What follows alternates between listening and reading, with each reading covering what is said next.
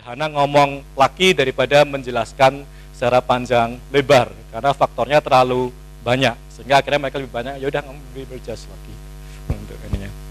Nah, kalau kita coba gali lebih dalam lagi maka akan muncul banyak sekali jawaban-jawaban yang daftarnya cukup panjang sehingga saya tidak akan pasang di sini semua. Saya hanya mengambil 10 kategori besar saja yang itu saya temukan di sebagian besar pemenang Nobel pada saat itu.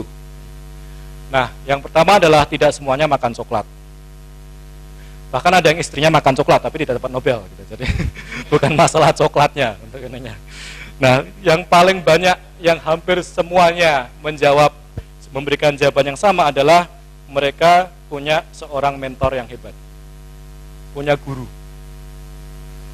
Mereka semua bisa menyebutkan seorang guru atau seorang mentor, meskipun gurunya killer sekalipun gitu. Jadi tidak semua gurunya itu orang baik-baik gitu. Jadi mereka nggak peduli gurunya itu orang yang nice atau tidak, pokoknya dia excellent, dia akan kejar guru itu untuk ininya. Itu yang mungkin agak sedikit beda. Kalau kita mungkin mencari orang yang kayaknya baik-baik gitu. Kalau mereka ya dia ini misalnya Oliver Smith mengatakan he was not nice, bukan orang yang menyebalkan katanya, but he knows how to get us excited. Dan semua punya mentor, semua bisa menyebutkan mentor saya adalah A atau B. Dan mentornya sebagian besar adalah pemenang Nobel juga. Gitu. Jadi memang ini seperti turun temurun begitu untuk ininya. Jadi memang nggak main-main untuk ininya. Jadi satu-satunya yang dalam semua buku biografi tidak ada identifikasi mentornya adalah Einstein, tapi itu mungkin kelainannya. Jadi memang itu super genius dan memang tidak ada gurunya, memang dia tidak, dan Einstein memang outlier dalam hal ini. Tapi semuanya dalam semua buku itu dan semua yang kemarin konferensi semua bisa menyebutkan one inspiring mentor. Jadi semuanya mereka pernah berguru pada seseorang dan orangnya memang orang yang hebat, meskipun orangnya tidak selalu ramah atau baik dan sebagainya, tapi mereka adalah orang yang hebat yang bisa mendorong mereka menjadi saintis-saintis yang hebat juga gitu untuk ininya.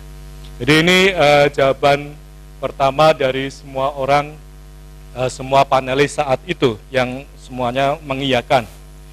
Jawaban kedua adalah bahwa mereka semua suka masalah dan suka masalah-masalah yang besar. Mereka dalam hidupnya, dalam kariernya, mereka memang mencari masalah-masalah yang besar untuk dipecahkan. Jadi mereka tidak merepotkan diri dengan masalah-masalah yang kecil. Mereka memang sengaja mencari fundamental challenges and problems yang memang itu dipecahkan, sehingga kalau dipecahkan itu menghasilkan solusi yang memang fundamental juga begitu. Sehingga ini dari James Tobin. Kalau James Tobin itu sebenarnya bukan medicine, dari ekonomi. Dia mengatakan bahwa the most important decisions scholar makes are what problems to work on. Jadi masalah apa yang akan kita teliti itu keputusan yang paling penting bagi seorang peneliti, karena setiap penelitian memerlukan waktu dan energi yang sedemikian besar. Jadi kalau kita tidak menginvestasikan waktu energi kita untuk masalah-masalah yang penting yang besar, maka sudah habis duluan sebelum kita menghandle yang besar-besar. Dan mereka resepnya mengatakan jangan kerjakan yang gampang-gampang dulu, justru langsung yang sulit. Kalau kita kan sebenarnya kadang-kadang lebih baik yang gampang-gampang dulu lah, biar agak pede begitu kan, untuk yang gampang dulu. Tapi kalau ini malah justru fail fast. Jadi kalau tahu sulit terus kemudian memang nggak berhasil ya sudah move on. Tapi mereka mengatakan justru find a difficult problem, a challenging problem, dan itu yang menjadi kunci dari sebagian besar dari mereka. Bahwa mereka tidak lari dari masalah-masalah besar. Kemudian yang ketiga adalah mereka mengatakan harus selektif kemana kita kerja, di mana kita kerja. Karena tidak semua institusi itu kondusif untuk menghasilkan penelitian-penelitian atau karya-karya besar. Jadi istilahnya memang semuanya kalau di track itu mereka bekerja di scientifically vibrant institution. Jadi kalau dilihat hampir sebagian besar itu mobilitasnya tinggi, migrasinya. Jadi pindah-pindah. Hampir tidak ada yang mereka itu dari sejak awal karier sampai pensiun itu di satu institusi. Ini mungkin agak berbeda di tempat kita ya. Kalau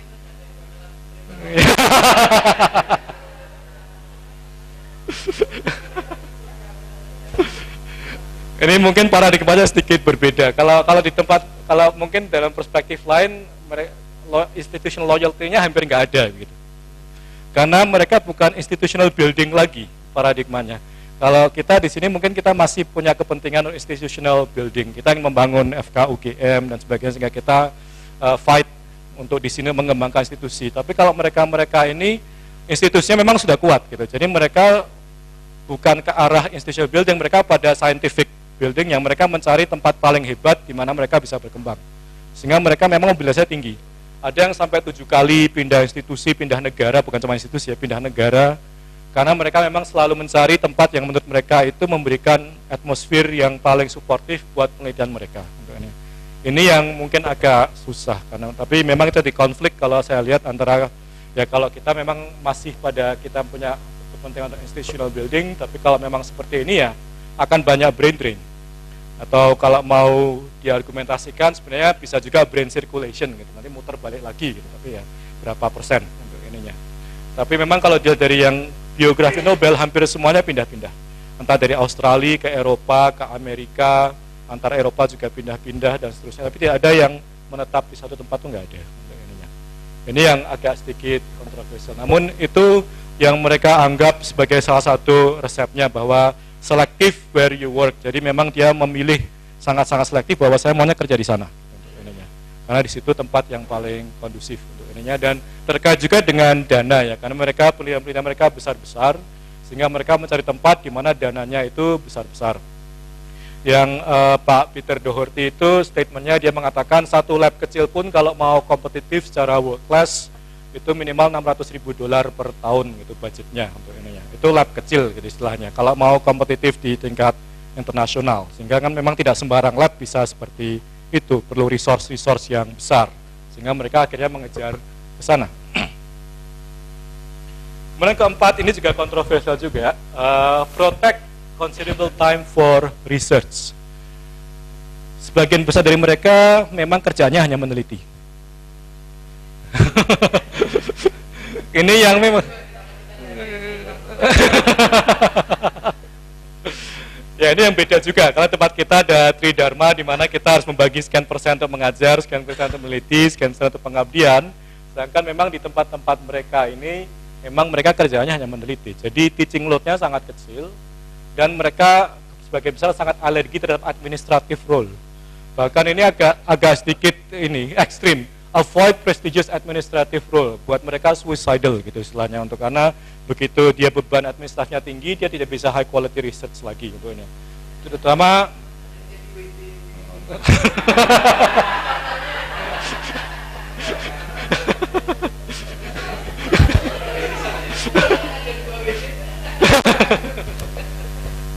kalau bedanya research masih beda mungkin. Beda penelitian. Tapi itu argumentasinya beliau-beliau, dan memang kalau lihat dari strukturnya di sana, dari segi institusi yang berbeda dengan kita, setelah selesai S3 memang tidak langsung kemudian diberi tugas macam-macam, masih ada posisi postdoc, dimana mereka kan protected, benar-benar hanya research selama 3-4 tahun pasca S3, setelah itu masih ada junior research group leader dan sebagainya, sehingga yang posisi administratif dan mengajar itu lebih banyak memang sangat-sangat senior ya kalau di situ ya, sehingga yang junior-junior memang di istilahnya scientific maturity ya, jadi biarkan mature dulu secara scientifically sebelum mereka dibebani tugas-tugas yang lain untuk ininya.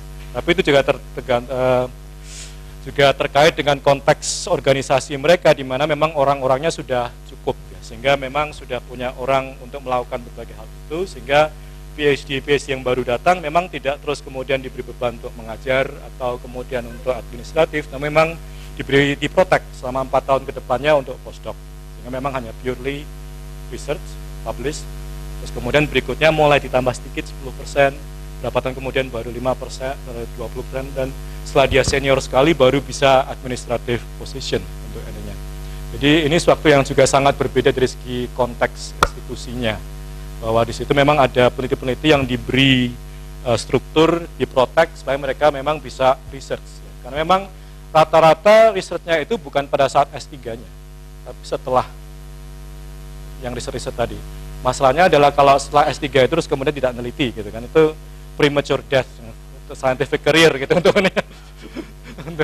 Karena kita mati duluan sebelum berkembang, baru pulang, baru mau berkembang, namun sudah mati duluan.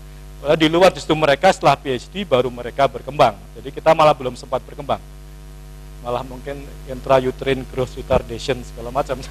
Selama S3 sudah kalau S3-nya agak sedikit. Jadi ini banyak hal di sini yang konteksnya itu berbeda dengan kita, namun ya seberapa jauh nanti bisa kita diskusikan relevansinya untuk kita di sini ya, untuk FKUGM seberapa jauh ini bisa kita terapkan, karena memang banyak hal yang cukup jauh, cukup kontras. Ekstrimnya James Watson mengatakan avoid boring people gitu, jadi jangan bergaul dengan orang-orang yang membosankan gitu, teman-teman. Jadi kalau bergaul dengan orang-orang yang stimulating, yang exciting, yang membuat berpikir lebih dinamis, bukan orang yang membuat bete gitu ininya. Dan setahu saya tidak ada yang punya Facebook yang banyak ya untuk ininya. Jadi. Karena mereka sangat selektif untuk tidak ada yang pakai WhatsApp, tidak ada yang pakai BB.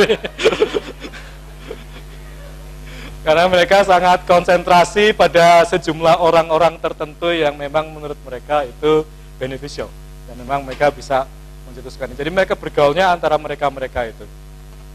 Tapi tidak ada yang betul-betul hanya kerja sendiri di lab. Semuanya ini. Jadi punya semacam grup, punya semacam network, sehingga mereka punya banyak ide, bisa sharing, kolaborasi antar institusi dan sebagainya. Jadi karena banyak di sini di belakang ini banyak kolaborasi, banyak networking yang selektif. Jadi tidak sembarang networking. Kalau Facebook itu bukan networking, not working, ya, bukan networking. Istilahnya agak lain lagi untuk ini. Itu tools untuk not working katanya. Oke, terus kemudian resep ke-6 katanya harus punya passion dalam science, harus jatuh cinta mati sama ilmu pengetahuan kalau mau mati-matian. Ini contohnya Pak Barry Marshall, ini seorang klinisi internal medicine di Australia, kalau nggak salah gastroenterologist, dia yang menemukan Helicobacter pylori dengan gastritis itu.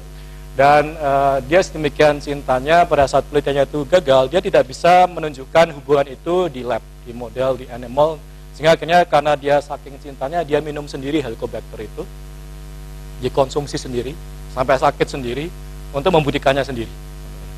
Itu passion yang amat sangat tinggi begitu kan, bahwa bersedia untuk mengkonsumsi sendiri, untuk membuktikan sendiri bahwa ya benar saya gastritis, setelah meminum Helicobacter pylori itu dia merasakan gitu kan. Tapi ini tidak lewat komite etis ini, kalau ini nggak boleh kalau lewat komite etis. Dia mengakui dia bypass ethic committee, bahwa kalau zaman sekarang tidak akan mungkin. Ini tahun 90-an di Australia waktu itu. Zaman sekarang kalau mau seperti ini akan ditentang habis-habisan. Namun ini sebatas untuk memberikan, ya menunjukkan betapa cintanya mereka terhadap topiknya itu, bahwa mereka bersedia berkorban sampai sakit-sakitan, sampai dimarahi istrinya habis-habisan katanya, kok mau-maunya sampai sakit-sakitan begini, kok nggak bilang-bilang kalau mau mengkonsumsi itu, bisa nulari keluarganya dan sebagainya. Namun itu menunjukkan passion yang luar biasa, bahwa dia sampai mau melakukan itu untuk for the sake of science, untuk menemukan apa yang dia yakini itu akan memberikan manfaat yang besar. Terus kalau dikatakan mau mengulang lagi atau tidak, mengatakan mungkin tidak akan mengulang lagi dia Pak. Sekarang mikir-mikir, udah tua. Kemudian nomor 7, skeptis. Banyak yang mengatakan bahwa terlalu banyak yang menerima textbook itu apa adanya, bahwa sebagian besar apa yang ada textbook itu sekarang sudah tidak valid. Namun kita take it for granted bahwa itu that is what's in the textbook, jadi kita ambil. Namun kemarin cukup banyak yang dalam podium itu kembali berulang-ulang, most of the things in the textbook is wrong, bahwa itu bisa kita teliti, bisa kita buktikan bahwa dari situ akan menghasilkan penemuan-penemuan besar, karena banyak hal yang seakan-akan itu sudah conventional wisdom gitu, sudah established dan kita anggap itu sudah suatu yang fix ya. Namun ternyata banyak hal yang itu bisa dibuktikan ternyata berubah, dan sehingga salah satu sumbernya justru hanya di textbook saja. Kita bisa meneliti, melihat hal-hal yang ternyata tidak masuk akal dan bisa ditabrak gitu, ternyata berbeda dengan kalau diteliti yang sesungguhnya. Itu Rolf Sinkernagel. Terus kemudian ada yang mengatakan sampai sekarang the international language of science is English, sehingga mau tidak mau, suka tidak suka, kalau memang ingin menjadi world scientist, memang harus invest in academic English writing, karena memang itu sampai sekarang masih media komunikasi internasional untuk platform akademis. Sehingga ini Pak Peter Doherty mengatakan anyone who wants to be recognized as a top scientist must be able to write clear, concise English. Titik. Karena memang itu salah satu persyarat utama supaya hasil karya kita bisa dikonsumsi oleh masyarakat luas, oleh komunitas akademik internasional, sehingga bisa sampai ke telinganya Komite Nobel juga. Sehingga ini menjadi salah satu hal yang nampaknya memang penting ya, untuk investasi dalam academic English writing. Kemudian nomor 9 yang paling saya suka adalah mereka itu embrace failure, suka gagal. Jarang yang tidak pernah gagal. Ini contoh tadi Pak Barry Marshall, waktu dia menemukan itu, dia mau submit untuk poster saja ditolak di konferensi. Katanya di konferensi itu ada 67 abstrak, hanya 64 yang bisa diterima. Jadi dia below 10% gitu, dianggap ditendang bahwa ini not excellent gitu. Padahal dapat Nobel setelah 20 tahun kemudian untuk suatu karya penelitian yang ditolak untuk presentasi hanya poster di sebuah konferensi kecil-kecilan, hanya 67. Itu pun dia tidak masuk begitu untuk ininya. Namun dia tidak nyerah, dia nyerah dan dia tetap datang meskipun nggak presentasi, dan dia tetap kemudian ini selalu dipasang dia untuk menunjukkan bahwa jangan ngelokro hanya karena ditolak-tolak seperti ini. Hanya karena ada seorang panitia atau seorang editor mengatakan bahwa you be reject you bla bla, bukan berarti apa yang kita lakukan itu bukan sesuatu yang hebat gitu. Nyatanya ini contoh yang ditolak di konferensi namun ternyata dapat Nobel. Dulu juga siklus Krebs juga sama. Krebs itu juga dulu ditolak bukan di konferensi tapi di jurnal. Di jurnal ditolak tapi kemudian dapat Nobel. Jadi sebagian besar gagal. Stephen Chu itu mengatakan I have a solid track of failure. Jadi dia track failure-nya lebih panjang daripada keberhasilannya. Tapi fail fast. Harold Varmus itu profesor, dia direktur NIH belum lama ini. Harold Varmus itu dia gagal 2 kali masuk fakultas kedokteran, ditolak. Baru mau masuk FK sudah ditolak 2 kali. Baru ketiga kalinya baru bisa masuk. Kemudian setelah masuk, dia mau masuk residensi ditolak juga. Gagal. Baru kedua kalinya baru bisa masuk. Kemudian setelah S3 mau postdoc ditolak juga. Gagal. Tapi akhirnya jadi direktur NIH. Dengan sedemikian banyak kegagalan-kegagalan itu nggak ngelokro gitu. Jadi masih fighting spiritnya itu memang hebat. Jadi mereka memang tidak takut dengan kegagalan. Meskipun mereka ditendang bolak-balik, mereka yakin bahwa mereka punya sesuatu yang memang itu bermanfaat. Jadi meskipun masuk kedokteran gagal, masuk residen gagal, masuk postdoc gagal, akhirnya malah menjadi direktur institusi yang sampai sekarang paling prestisius untuk kesehatan di dunia, NIH contohnya. Meskipun gagal bolak-balik, dinyatakan tidak bermutu. Bahkan pertama kali dia gagal, itu dia kemudian masuk ke fakultas sastra. Itu gagal masuk fakultas kedokteran. Kemudian dia apply lagi, gagal, disuruh masuk militer. Disuruh jadi tentara saja, you're not talented. Terus baru masuk lagi, baru masuk itu. Stephen Chu yang mendapat Nobel untuk fisik itu, dia masuk fisika karena menurut bapaknya dia tidak cukup pintar untuk fisika gitu. Jadi malah merasa ditantang gitu, disuruh jadi arsitek. You're not smart enough to be a scientist, be a architect. Tapi malah jadi merasa tertantang. Jadi mereka tidak takut dengan kegagalan-kegagalan ini. Mereka memang hidup dengan kegagalan, karena memang dalam dunia eksperimen-eksperimen seperti ini tidak ada yang bisa diramal ya. Kegagalan ini banyak sekali yang kita jumpai, sehingga tidak ada yang bisa menggaransi bahwa itu pasti akan berhasil.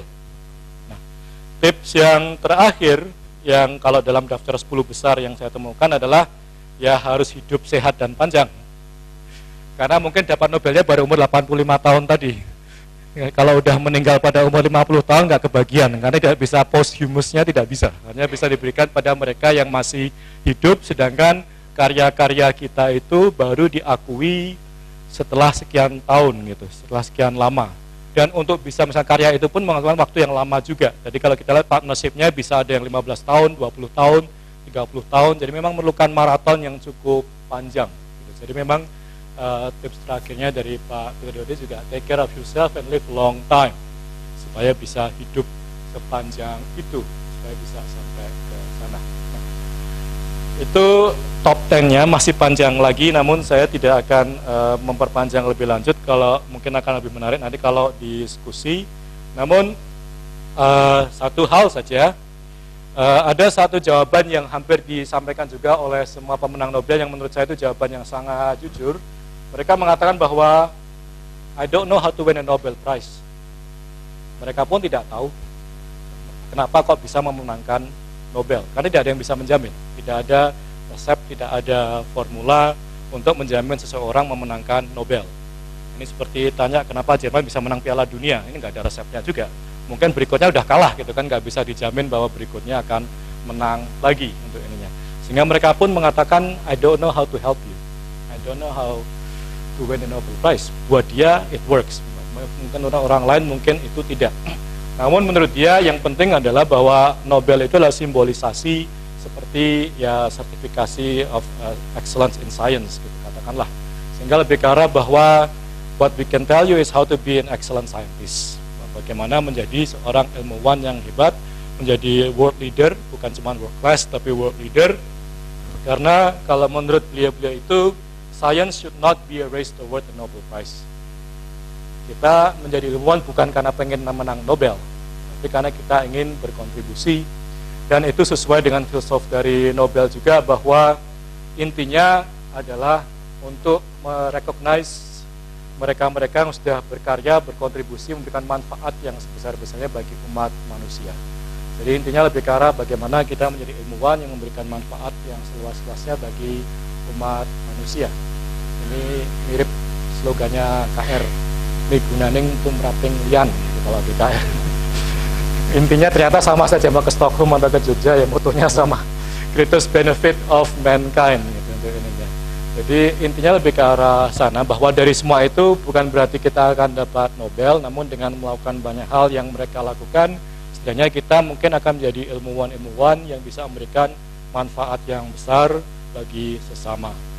Namun sambil itu tidak ada salahnya juga kita minum-minum yang tadi direkomendasikan, kopi, susu, coklat yang sebentar lagi di kafenya Pak Laksono akan segera hadir. Saya kira itu dulu, semoga bermanfaat. Assalamualaikum warahmatullahi wabarakatuh.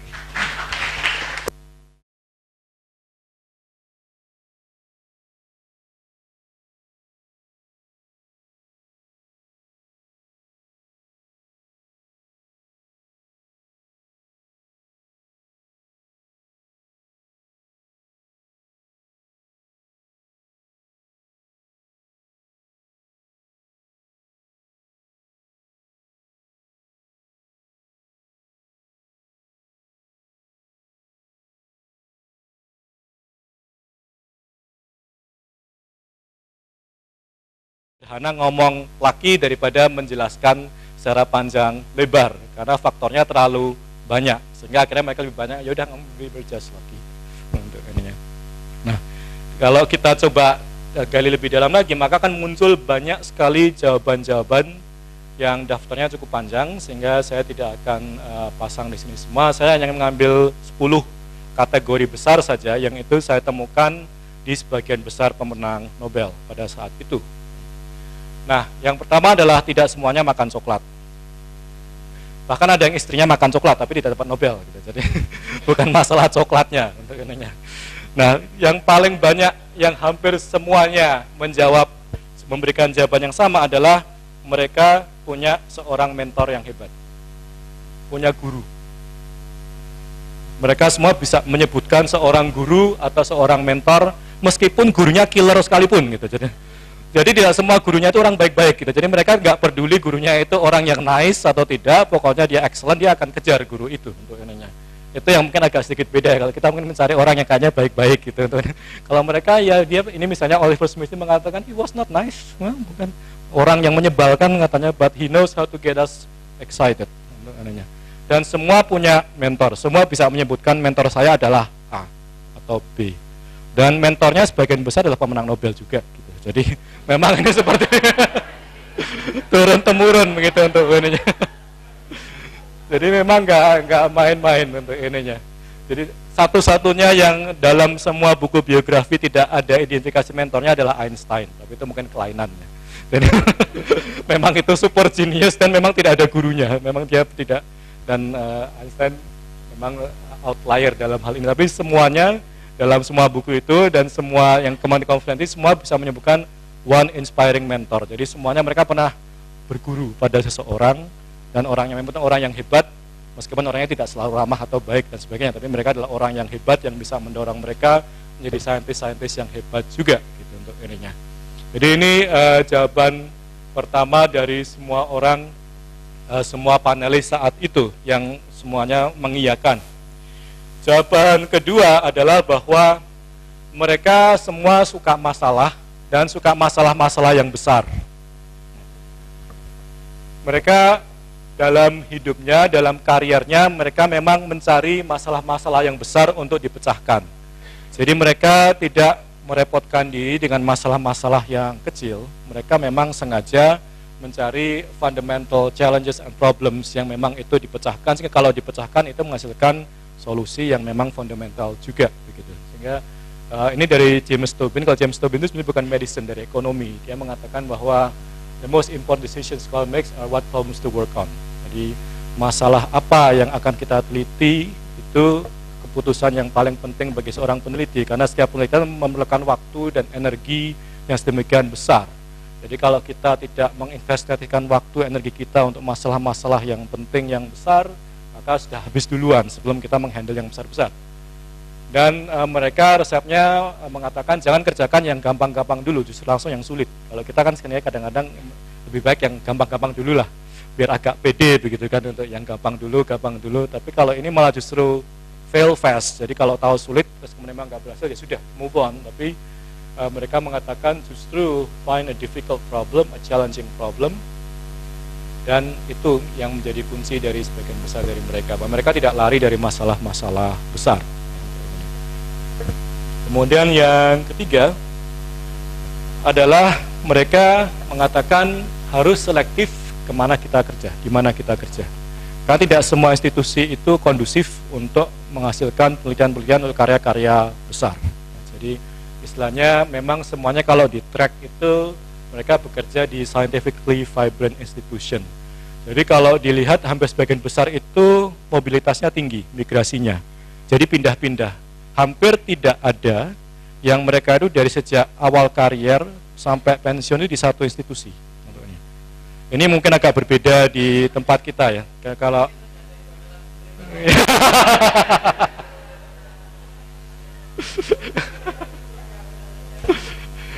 ini mungkin paradigmanya sedikit berbeda. Kalau di tempat, kalau mungkin dalam perspektif lain, institutional loyalty-nya hampir nggak ada gitu.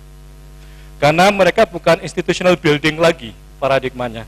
Kalau kita di sini mungkin kita masih punya kepentingan institutional building. Kita ingin membangun FK UGM dan sebagainya, sehingga kita fight untuk di sini mengembangkan institusi. Tapi kalau mereka ini institusinya memang sudah kuat gitu. Jadi mereka bukan ke arah institutional building, mereka pada scientific building yang mereka mencari tempat paling hebat di mana mereka bisa berkembang. Sehingga mereka memang mobilitasnya tinggi. Ada yang sampai 7 kali pindah institusi, pindah negara, bukan cuma institusi ya, pindah negara. Karena mereka memang selalu mencari tempat yang menurut mereka itu memberikan atmosfer yang paling suportif buat penelitian mereka. Ini yang mungkin agak susah, karena tapi memang itu di konflik kalau saya lihat antara, ya kalau kita memang masih pada kita punya kepentingan untuk institutional building, tapi kalau memang seperti ini ya akan banyak brain drain. Atau kalau mau diargumentasikan sebenarnya bisa juga brain circulation gitu, nanti muter balik lagi gitu, tapi ya berapa persen untuk ininya. Tapi memang kalau dia dari yang biografi Nobel hampir semuanya pindah-pindah, entah dari Australia ke Eropa, ke Amerika, antara Eropa juga pindah-pindah dan seterusnya, tapi tidak ada yang menetap di satu tempat, tuh nggak ada untuk ininya.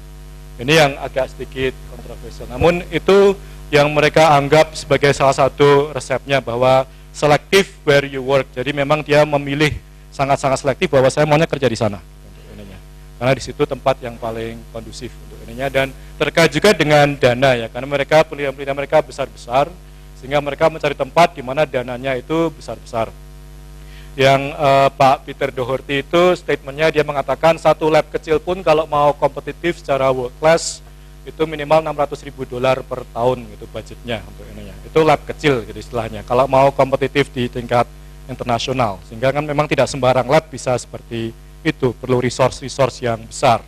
Sehingga mereka akhirnya mengejar ke sana. Kemudian keempat, ini juga kontroversial juga, protect considerable time for research. Sebagian besar dari mereka memang kerjanya hanya meneliti. Ini yang memang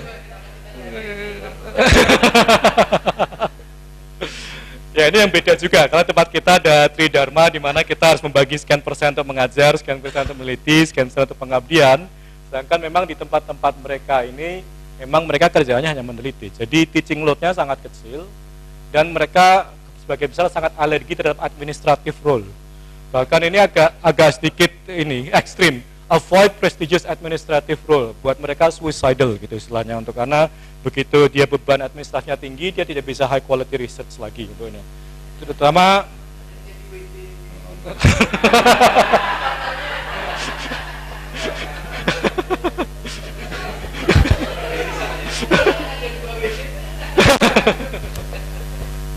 kalau bedanya research masih beda mungkin. Beda penelitian. Tapi itu argumentasinya beliau-beliau, dan memang kalau lihat dari strukturnya di sana, dari segi institusi yang berbeda dengan kita, setelah selesai S3 memang tidak langsung kemudian diberi tugas macam-macam, masih ada posisi postdoc, dimana mereka kan protected, benar-benar hanya research selama 3-4 tahun pasca S3, setelah itu masih ada junior research group leader dan sebagainya, sehingga yang posisi administratif dan mengajar itu lebih banyak memang sangat-sangat senior ya kalau di situ ya, sehingga yang junior-junior memang di istilahnya scientific maturity ya, jadi biarkan mature dulu secara scientifically sebelum mereka dibebani tugas-tugas yang lain untuk ininya. Tapi itu juga juga terkait dengan konteks organisasi mereka di mana memang orang-orangnya sudah cukup ya, sehingga memang sudah punya orang untuk melakukan berbagai hal itu, sehingga PhD yang baru datang memang tidak terus kemudian diberi beban untuk mengajar atau kemudian untuk administratif, namun memang diprotek selama 4 tahun ke depannya untuk postdoc, sehingga memang hanya purely research, publish, terus kemudian berikutnya mulai ditambah sedikit 10%, berapa tahun kemudian baru 5%, baru 20%, dan setelah dia senior sekali baru bisa administrative position untuk ininya. Jadi ini suatu yang juga sangat berbeda dari segi konteks institusinya, bahwa di situ memang ada peneliti-peneliti yang diberi struktur, diprotek supaya mereka memang bisa research. Karena memang rata-rata researchnya itu bukan pada saat S3-nya, tapi setelah yang riset-riset tadi. Masalahnya adalah kalau setelah S3 itu terus kemudian tidak meneliti gitu kan, itu premature death, itu scientific career gitu untuk ini. Karena kita mati duluan sebelum berkembang, baru pulang, baru mau berkembang, namun sudah mati duluan. Di luar justru mereka setelah PhD baru mereka berkembang. Jadi kita malah belum sempat berkembang. Malah mungkin intrauterine growth retardation segala macam.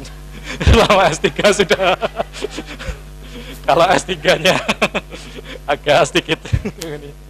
Jadi ini banyak hal di sini yang konteksnya itu berbeda dengan kita, namun ya seberapa jauh nanti bisa kita diskusikan relevansinya untuk kita di sini ya, untuk FKUGM seberapa jauh ini bisa kita terapkan, karena memang banyak hal yang cukup jauh, cukup kontras. Ekstrimnya James Watson mengatakan avoid boring people gitu, jadi jangan bergaul dengan orang-orang yang membosankan gitu, teman-teman. Jadi kalau bergaul dengan orang-orang yang stimulating, yang exciting, yang membuat berpikir lebih dinamis, bukan orang yang membuat bete gitu ininya. Dan setahu saya tidak ada yang punya Facebook yang banyak ya untuk ininya. Jadi karena mereka sangat selektif untuk tidak ada yang pakai WhatsApp, tidak ada yang pakai BB. Karena mereka sangat konsentrasi pada sejumlah orang-orang tertentu yang memang menurut mereka itu beneficial dan memang mereka bisa mencetuskan. Jadi mereka bergaulnya antara mereka-mereka itu. Tapi tidak ada yang betul-betul hanya kerja sendiri di lab. Semuanya ini, jadi punya semacam grup, punya semacam network, sehingga mereka punya banyak ide, bisa sharing, kolaborasi antar institusi dan sebagainya. Jadi karena banyak di sini di belakang ini banyak kolaborasi, banyak networking yang selektif. Jadi tidak sembarang networking. Kalau Facebook itu bukan networking, not working, ya, bukan networking. Istilahnya agak lain lagi untuk ini. Itu tools untuk not working katanya untuk ini. Oke, terus kemudian resep ke-6 katanya harus punya passion dalam science, harus jatuh cinta mati sama ilmu pengetahuan kalau mau mati-matian.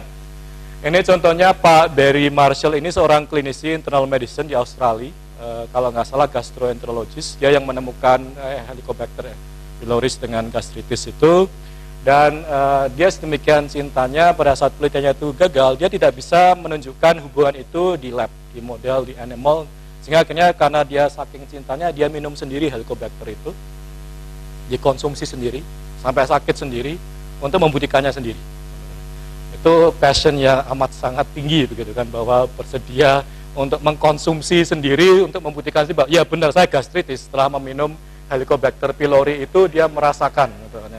Tapi ini tidak lewat komite etis ini, kalau ini nggak boleh kalau lewat komite etis. Dia mengakui dia bypass ethic committee bahwa kalau zaman sekarang tidak akan mungkin. Ini tahun 90-an di Australia waktu itu.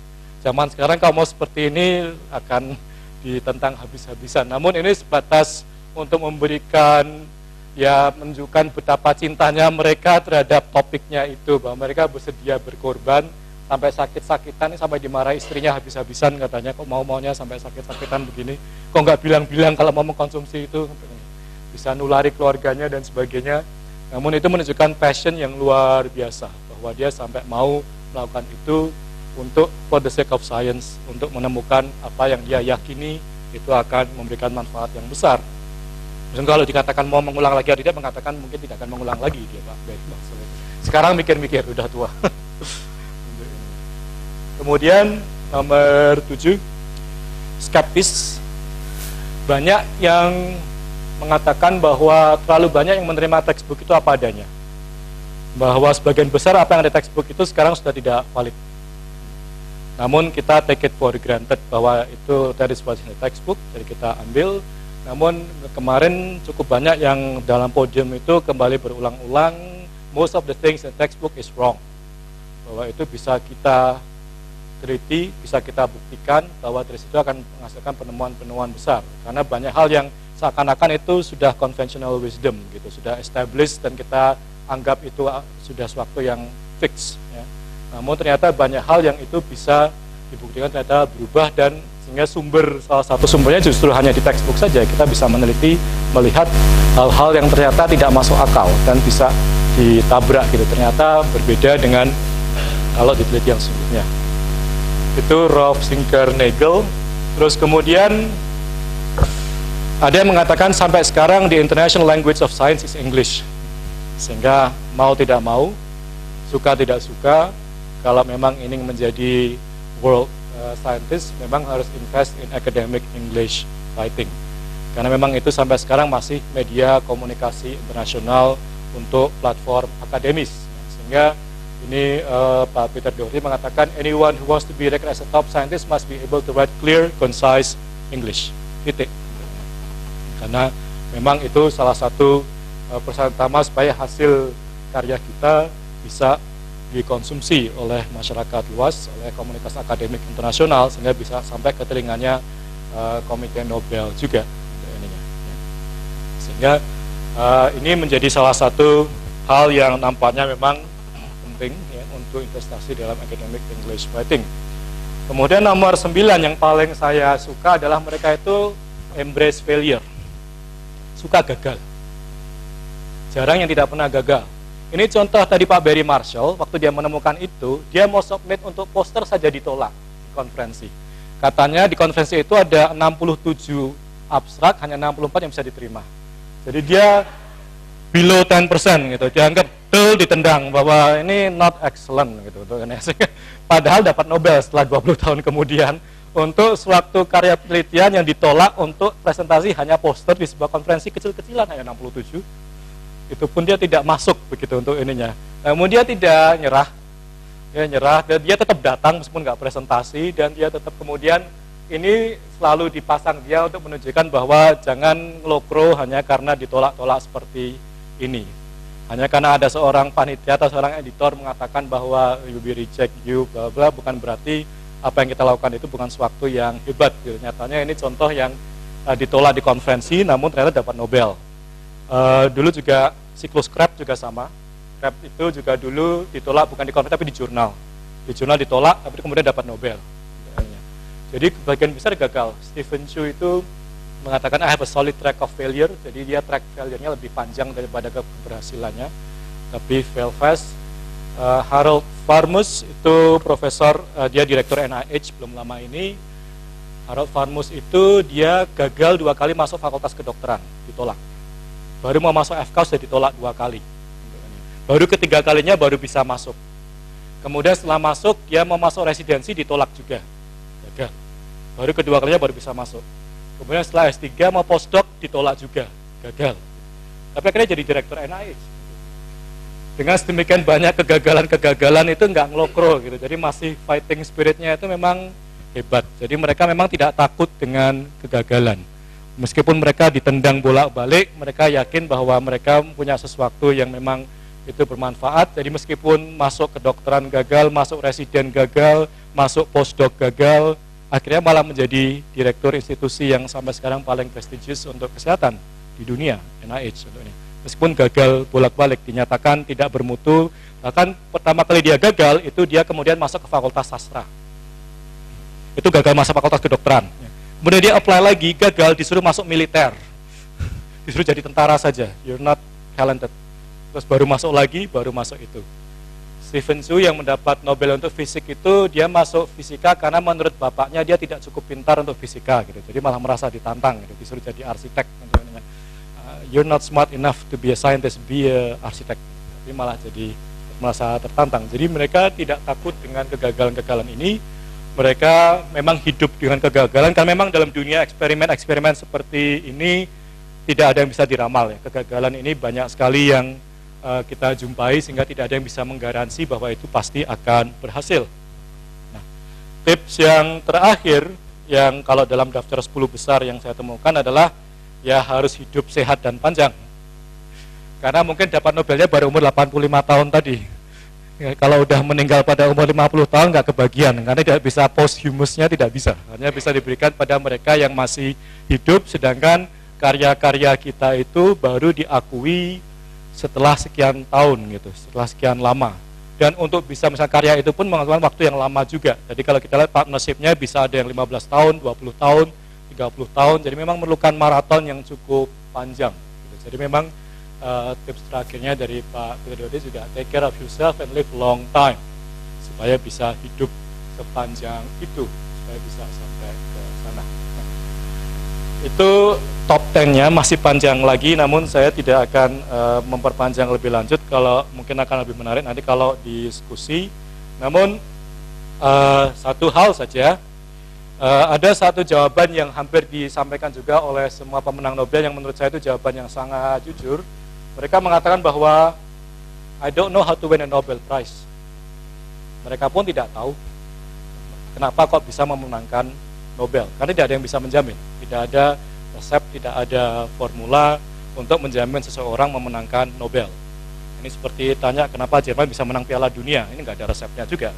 Mungkin berikutnya udah kalah gitu kan, nggak bisa dijamin bahwa berikutnya akan menang lagi untuk ininya. Sehingga mereka pun mengatakan I don't know how to help you, I don't know how to win a Nobel Prize. Buat dia it works, mungkin orang lain mungkin itu tidak. Namun menurut dia yang penting adalah bahwa Nobel itu adalah simbolisasi seperti ya sertifikasi of excellence in science gitu katakanlah. Sehingga lebih ke arah bahwa what we can tell you is how to be an excellent scientist. Bagaimana menjadi seorang ilmuwan yang hebat, menjadi world leader, bukan cuma world class tapi world leader. Karena kalau menurut beliau-beliau itu, science should not be a race toward the Nobel Prize. Kita menjadi ilmuwan bukan karena pengen menang Nobel, tapi karena kita ingin berkontribusi. Dan itu sesuai dengan filsuf dari Nobel juga, bahwa intinya adalah untuk merecognize mereka-mereka yang sudah berkarya, berkontribusi, memberikan manfaat yang sebesar-besarnya bagi umat manusia. Jadi intinya lebih ke arah bagaimana kita menjadi ilmuwan yang memberikan manfaat yang seluas-luasnya bagi umat manusia. Ini mirip slogannya KR, migunaning tumraping lian gitu, kalau di KR.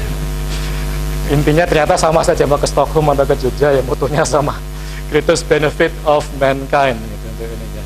Jadi intinya lebih ke arah sana, bahwa dari semua itu bukan berarti kita akan dapat Nobel, namun dengan melakukan banyak hal yang mereka lakukan, setidaknya kita mungkin akan menjadi ilmuwan-ilmuwan yang bisa memberikan manfaat yang besar bagi sesama. Namun sambil itu tidak ada salahnya juga kita minum-minum yang tadi direkomendasikan, kopi, susu, coklat yang sebentar lagi di kafenya Pak Laksono akan segera hadir. Saya kira itu dulu, semoga bermanfaat. Assalamualaikum warahmatullahi wabarakatuh.